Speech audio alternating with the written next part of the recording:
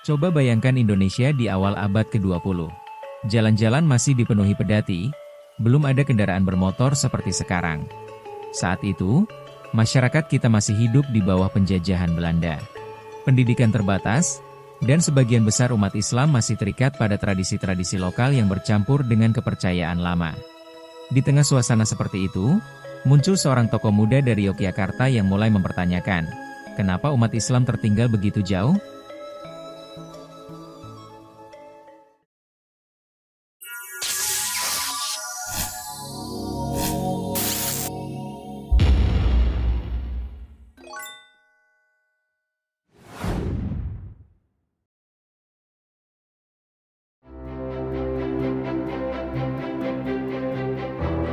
Namanya KH Ahmad Dahlan.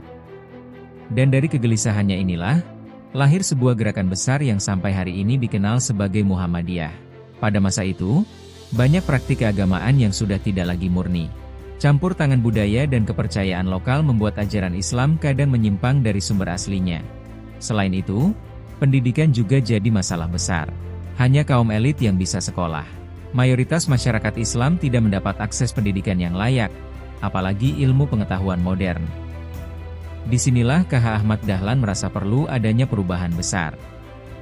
Ia belajar langsung dari Timur Tengah dan mulai memahami pentingnya kembali ke Al-Quran dan hadis sebagai dasar utama. Pendiri dan awal berdiri.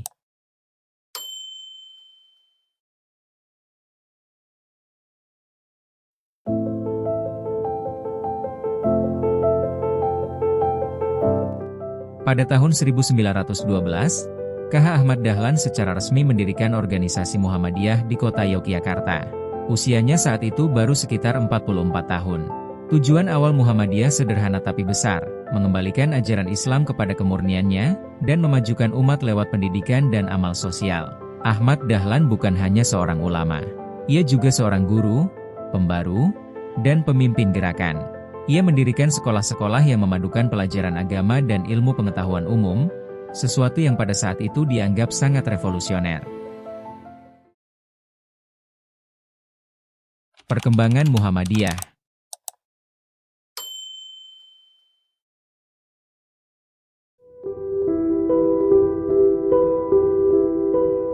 Muhammadiyah tidak butuh waktu lama untuk menyebar ke berbagai daerah. Pendekatannya yang rasional, sistematis, dan fokus pada amal nyata membuatnya mudah diterima. Organisasi ini dikenal lewat amal usaha, seperti sekolah, rumah sakit, panti asuhan, dan lembaga sosial. Prinsipnya adalah, beramal langsung, bukan sekadar bicara. Tak hanya itu, Muhammadiyah juga membuka ruang bagi perempuan untuk berperan aktif. Lahirnya organisasi perempuan, Aisyah menjadi bukti nyata bahwa Muhammadiyah sejak awal mendukung pendidikan dan kesetaraan perempuan. Di masa penjajahan, Muhammadiyah tidak terlibat langsung dalam politik praktis, tapi kontribusinya besar dalam membentuk masyarakat yang terdidik dan sadar akan hak-haknya. Kader-kader Muhammadiyah banyak yang kemudian menjadi tokoh nasional, pendidik, dan pemimpin bangsa. Mereka membawa semangat perubahan tanpa harus berteriak di jalanan. Salah satu ciri khas Muhammadiyah adalah semangat tajdid, pembaruan. Mereka berusaha memahami Islam lewat pendekatan rasional, ilmiah, dan kontekstual. Berbeda dengan organisasi seperti Nahdlatul Ulama yang lebih menekankan pada pelestarian tradisi, Muhammadiyah memilih pendekatan yang lebih modern. Meski berbeda jalan, keduanya tetap punya tujuan yang sama, memajukan umat Islam di Indonesia.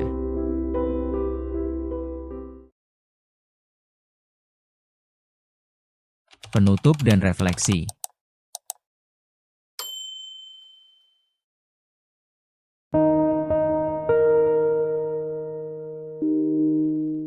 Hari ini, Muhammadiyah punya ribuan sekolah, universitas, rumah sakit, dan lembaga sosial di seluruh Indonesia. Tapi perjuangannya belum selesai. Sebagai generasi muda, kita bisa belajar dari semangat Ahmad Dahlan, bahwa perubahan besar bisa dimulai dari satu pertanyaan sederhana. Kenapa kita tertinggal? Dan sekarang, pertanyaannya buat kamu. Apa hal paling menarik dari sejarah Muhammadiyah menurutmu? Tulis di kolom komentar, dan jangan lupa like subscribe biar gak ketinggalan konten sejarah Islam lainnya.